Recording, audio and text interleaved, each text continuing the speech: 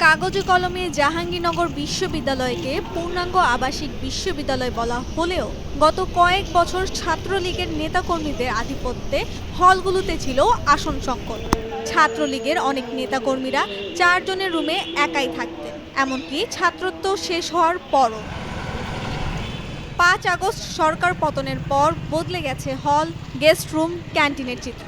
Campus ছেড়েছেন ছাত্রলীগের নেতাকর্মীরা।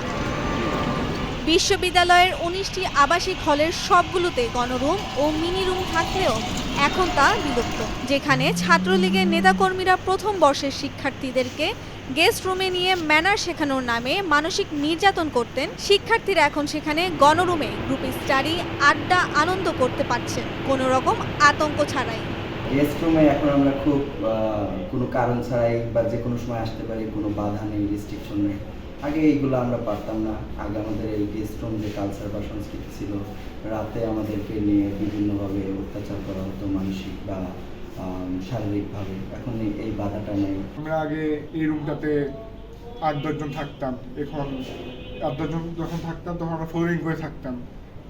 তখন একটা পড়ালেখার পরিবেশ ছিল না। এখন আমরা এই রুমটাতেই 4 জন থাকি, বেড পাইছি, আমরা একটা টেবিল আছে, আমরা এখানে রুমের মধ্যে এখন পড়াশোনা করতে পারি। আমাদের রুমের মধ্যে আগে নিরাপত্তা ছিল না, জিনিসপত্র হারাইতো, অনেকে অনেক কিছু নিয়ে চলে যেত, কিন্তু এখন আমরা রুমের মধ্যে একটা নিরাপত্তার মধ্যে থাকি। বিশ্ববিদ্যালয়ের বঙ্গবন্ধু শেখ মুজিবুর রহমান হলে ছাত্রলীগের অছাত্র নেতাকর্মীদের দখলে ছিল অন্তত 30টি কক্ষ। তারা ক্যাম্পাস ছাড়ার পর ওই হলের বঞ্চিত ছাত্রদের সিট দেওয়ার পরও অনেক সিট ফাঁকা রয়ে গেছে।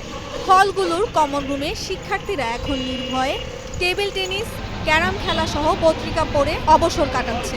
এই পরিবর্তন ধরে রাখার আহ্বান জানিয়েছেন সাধারণ শিক্ষার্থীরা। রাখবো।